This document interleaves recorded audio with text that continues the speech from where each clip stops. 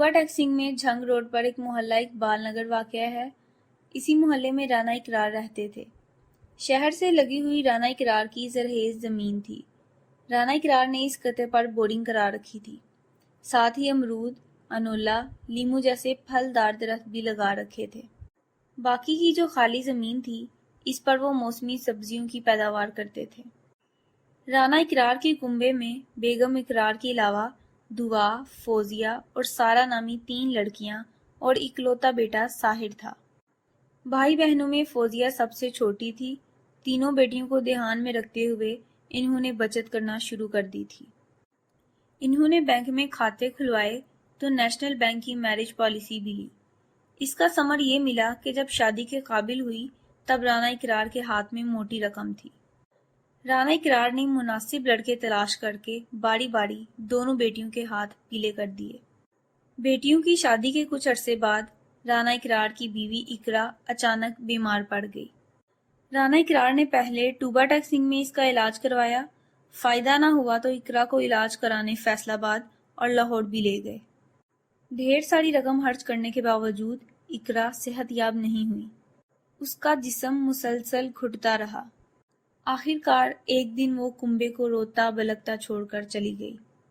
उन दिनों साहिर 23 साल का था और फौजिया 14वें साल में दाखिल हुई थी। फिर 5 साल यूं ही गुजर गए।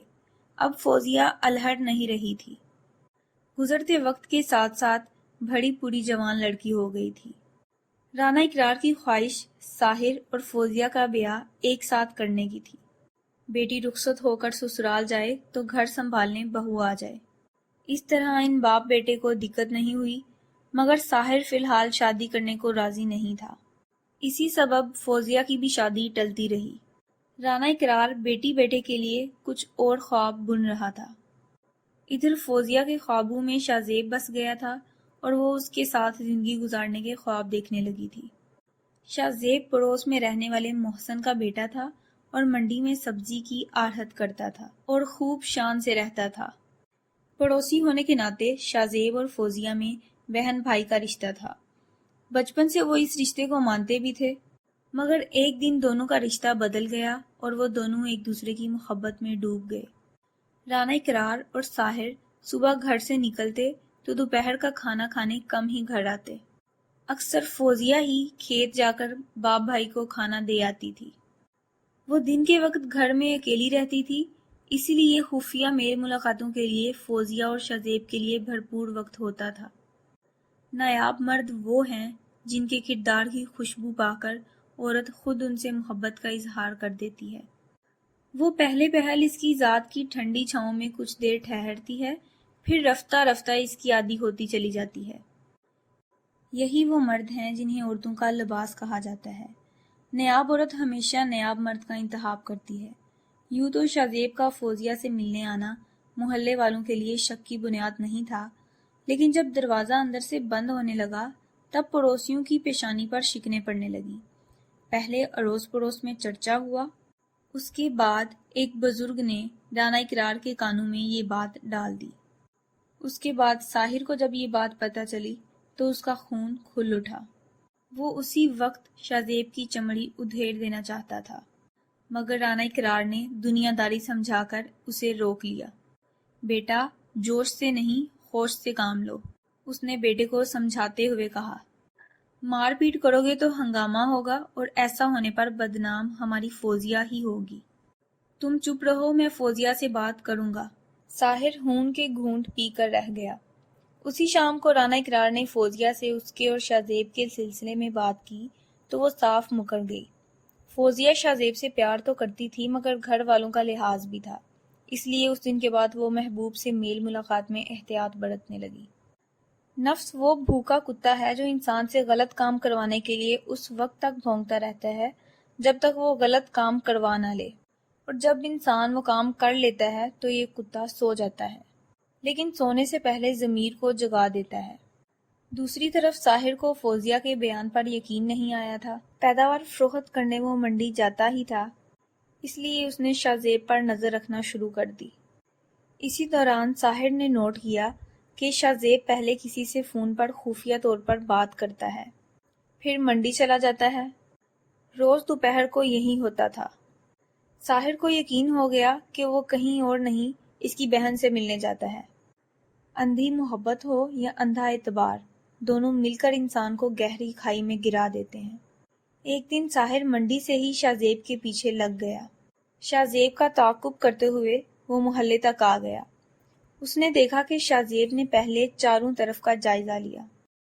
اس کے بعد مطمئن ہو کر کھلے دروازے سے گھر میں داخل ہو گیا۔ اس کے بعد فوزیہ دروازے پر نمودار ہوئی۔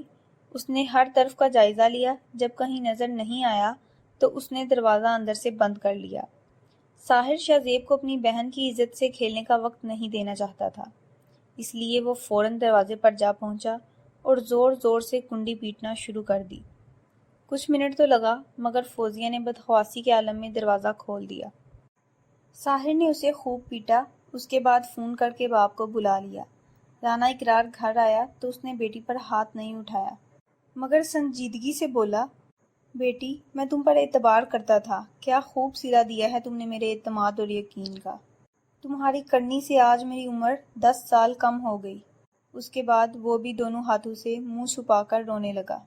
باپ کے آنسوؤں نے وہ کام کیا جو دنیا کی دوسری کوئی طاقت نہیں کر سکتی تھی۔ کنبے کی آبرو برقرار رکھنے کے لیے فوزیہ نے لمحے بھر میں شاہ زیب کو بھول جانے کا فیصلہ کر لیا۔ اسی عہد کے ساتھ وہ باپ سے لپٹ گئی اور پھوٹ پھوٹ کر رونے لگی۔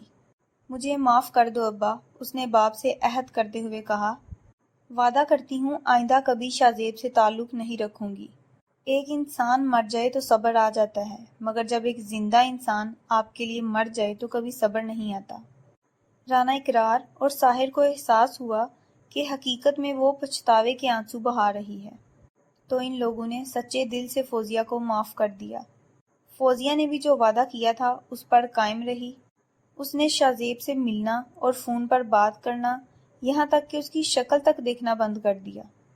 فوزیہ کی بے وفائی اور بے رخی سے شاہ زیب تڑپ اٹھا۔ وہ فوزیہ کو دل کی گہرائیوں سے چاہتا تھا اور شادی کر کے زندگی گزارنے کا ارادہ رکھتا تھا۔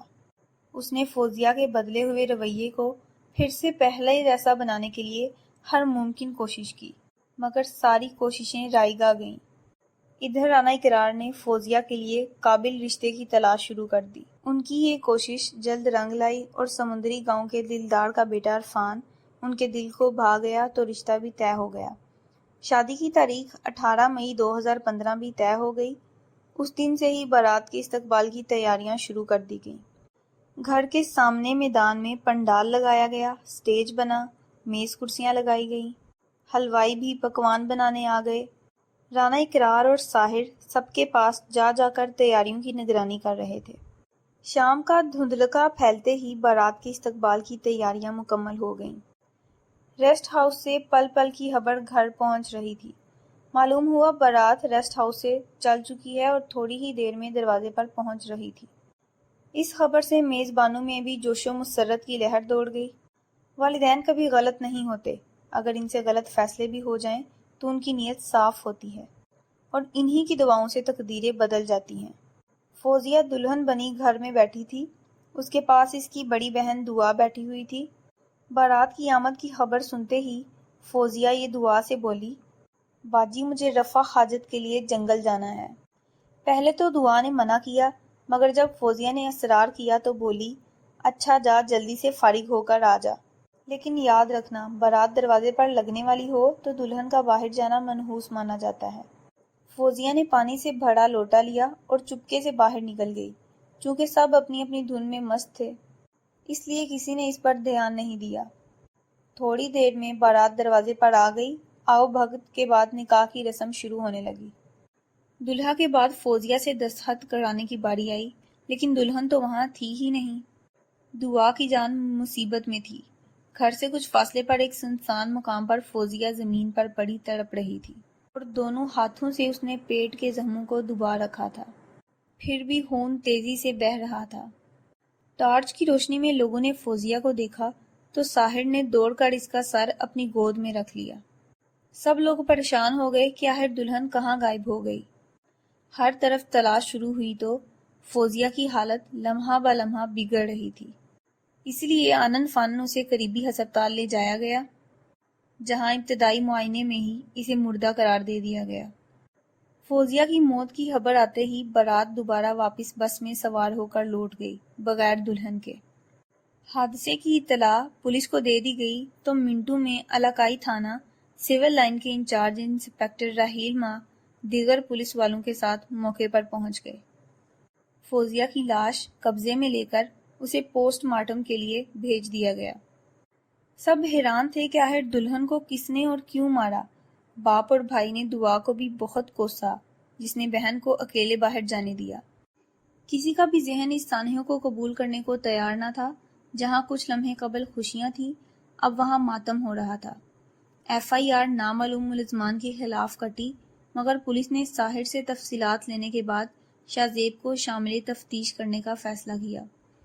6 روز بعد پولیس نے شور کوٹ موڑ سے شاہ زیب کو گرفتار کر لیا۔ اس سے پوچھ گچھ کی گئی تو اس نے بتایا، میں سچے دل سے فوزیہ کو چاہتا تھا، لیکن وہ اپنے گھر والوں کے بہکاوے میں آ کر بے وفا ہو گئی تھی، اس لیے شادی والے دن میں نے اسے ملنے کے لیے بلایا۔ فوزیہ آنے کو تیار نہیں ہوئی تو اس کی پول پٹی کھول دینے کی دھمکی دی۔ دھمکی سے ڈر کر وہ گھبرا گئی۔ میرا ارادہ اسے لے کر کہیں دور چلے جانے کا تھا، مگر فوزیہ اس کے لیے راضی نہیں ہوئی، لہٰذا غصے میں نے فوزیہ پر چاقو سے حملہ کر دیا۔ اس کے بعد وہ رونے لگا، روتے روتے بولا، فوزیہ مر گئی، اس کی موت کا ذمہ دار میں ہوں اور اس کے لیے میں خود کو کبھی معاف نہیں کروں گا۔ شاہ زیب کی نشاندہی پر پولیس نے قتل میں استعمال ہونے والا چاقو اور اس کا موبائل فون ضبط کر لیا، جس سے اس نے فوزیہ کو فون کر کے دھمکایا تھا۔ 19 مئی کو شاہ زیب کو عدالت میں پیش کیا گیا، جہاں اسے جیل بھیج دیا گیا۔ تادم تحریر شاہ زیب جیل میں تھا۔ یوں محبت کی کہانی جرم کی